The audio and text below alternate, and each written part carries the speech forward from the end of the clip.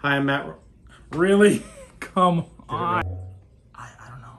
I mean, maybe the battery's really low. It's still recording. So let's, all right, 3, 2, go. Hi, I'm Matt Roy from Blue Ocean Benefits and Consulting. Today, we're going to talk about reference-based pricing.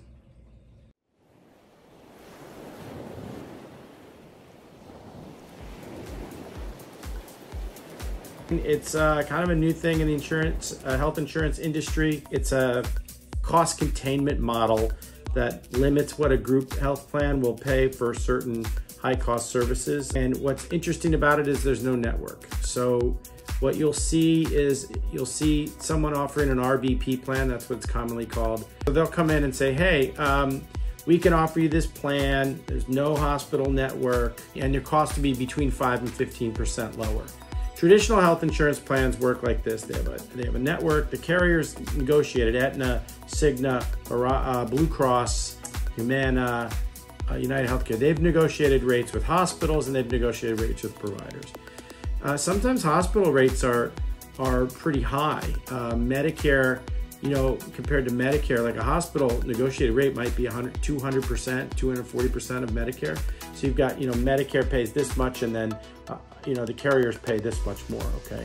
Sometimes on providers, that's a little closer to Medicare. So Medicare has a rate that they'll pay, carriers have a rate that they'll pay, and that seems to go on, and we all know how expensive it is. What reference-based pricing does is it comes in and says, we're not gonna negotiate anything with the hospitals.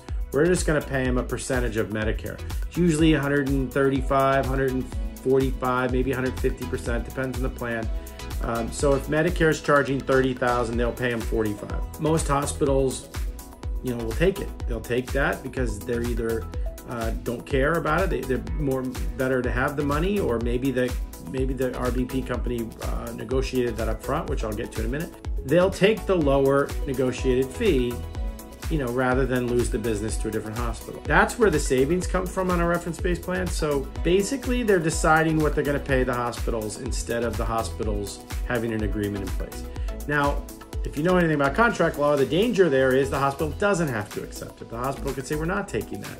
We want 180%, we want 190%, we want the full charge, we want 220. So one thing that at first reference-based pricing plans would just pay and kind of hope that the hospital would take it.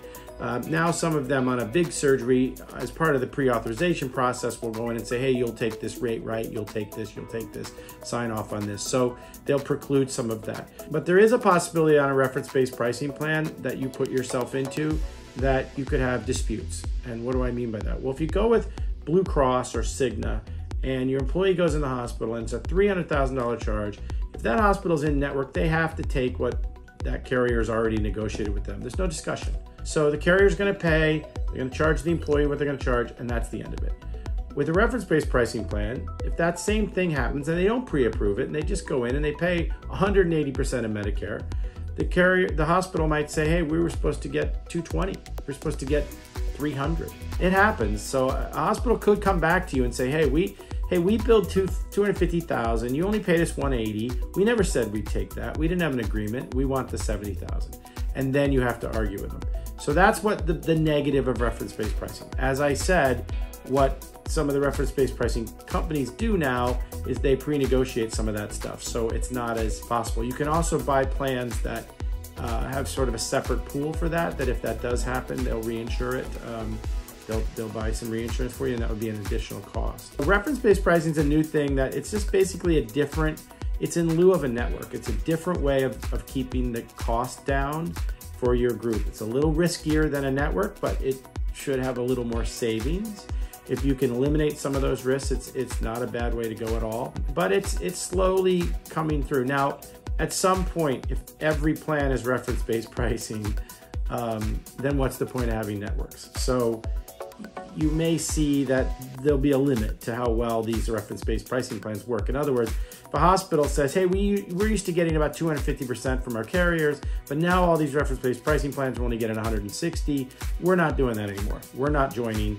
We're not accepting this. We're not taking that anymore. That could happen, and if it happened to you at the wrong time, might not be so good, or happen to one of your employees. I see down the road, I see some limited effectiveness for RBC as it comes along. RBP, it's almost an arbitrage at this point, if you want to call it that. It's something that's working now, but may not work in the future, and it may drive costs down across the board. So we'll see, but it's not something to be afraid of, and it's not something to say, oh, it's a silver bullet, it works great. There's some pros and cons like everything else. So if you have any questions about it, you can certainly call our office. You can also comment below in the comment section. Also, as always, please like and subscribe, hit the notification button, helps us a lot. Appreciate it. I'm Matt Roy from Blue Ocean Benefits and Consulting.